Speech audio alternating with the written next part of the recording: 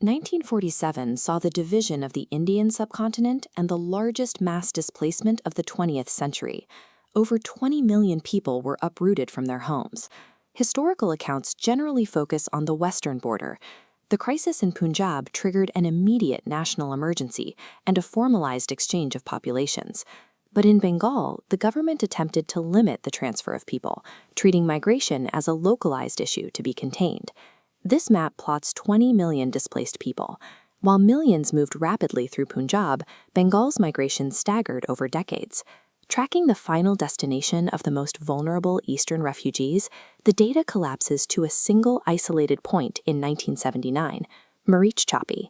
The Bengal partition was a 30-year demographic filtering process. 3 decades after the initial division, it reached its conclusion on a remote Sundarbans island.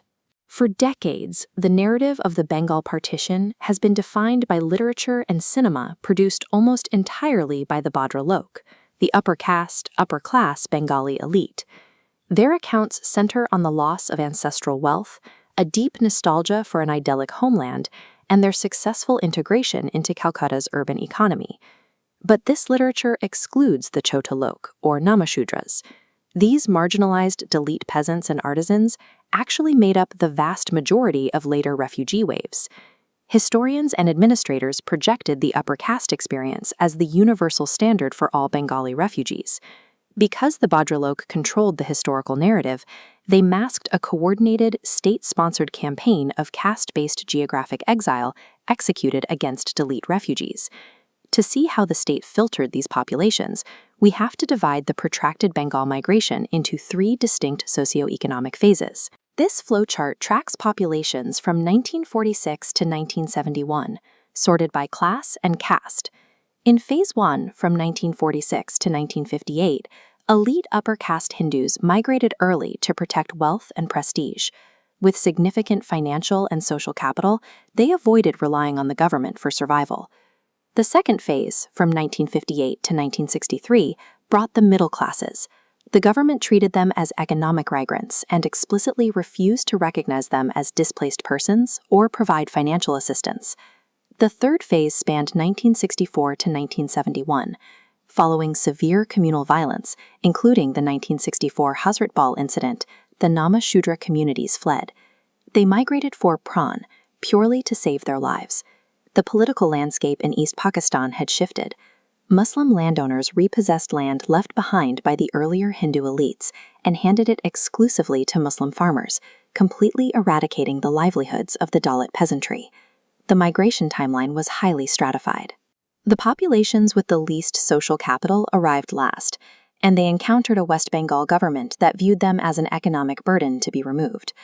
The West Bengal government executed a dual-track rehabilitation policy, determined entirely by the class and caste of the arriving refugees. This map illustrates the discrepancy. One path leads to urban integration around Calcutta, where upper caste refugees established 149 squatter colonies. Meanwhile, Dalit refugees were intercepted at the border, placed in transit camps, and exiled on long-distance vectors to central India and the Andaman Islands. State administrators officially classified these agricultural laborers and artisans as an economic drain on the province. The solution was the Dandakaranya project area, established in 1958.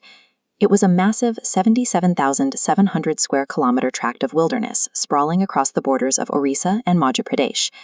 The state government used geography to protect the status quo. They granted prime economic integration to the upper castes and physically exiled the Dalits into the distant forest.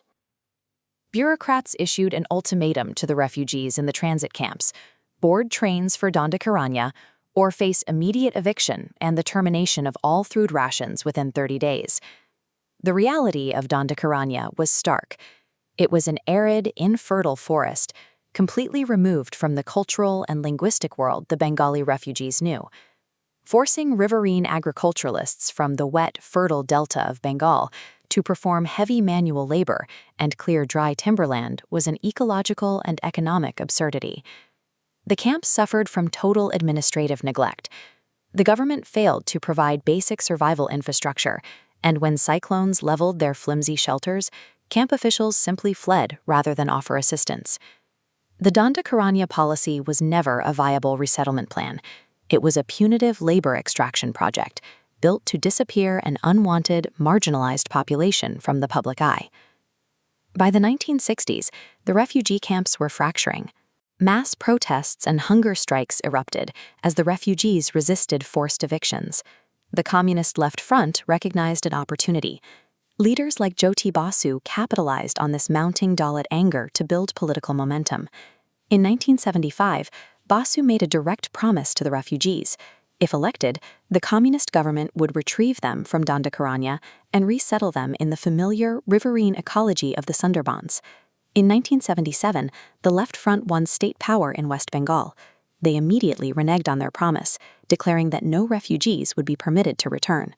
The most vulnerable population in the state had been utilized as an electoral battering ram and then discarded the exact moment power was secured. Realizing they had been deceived by the new communist government, the refugees decided to take matters into their own hands. This map tracks the ensuing mass exodus. In early 1978, over 10,000 refugees abandoned the Dandakaranya camps and began the long migration back toward West Bengal. Their migration vectors bypassed Calcutta entirely, converging on a single, isolated island in the Sundarbans delta, Marichjhapi. The government's reaction was immediate and hostile. To isolate the island, state authorities established heavy police blockades and manufactured false accusations that the refugees were destroying reserved forests and smuggling national treasures. They cut off all access to drinking water and food, initiating a slow, methodical starvation of the island. In 1979, the state initiated a mass eviction. Police and militias stormed the island, resulting in a heavily suppressed mass casualty pogrom of Dalit refugees. The events at Marichjhapi followed 30 years of consistent state policy. Throughout this period, the administration prioritized the preservation of the existing caste order by systematically removing Dalit refugees from the state's interior. This leaves a massive analytical gap. How does a state-sponsored mass eviction and pogrom remain successfully covered up for decades? The answer lies in the upper caste Bhadralok maintaining a monopoly over both the political machinery of the state and the cultural production of history. The official ledger of the partition was heavily redacted, erasing the reality of the lower castes. Recently, a wave of Dalit memoirs and autobiographies by writers like Manoranjan Bayapari and Adir Biswas have begun to break this historiographical silence, forcing a re-examination of the era. These primary sources re-index the history of the Bengal partition. They reveal a process where caste hierarchy determined a refugee's physical and economic destination as much as religious identity did. A true historical accounting cannot rely solely on the literature of the integrated elite.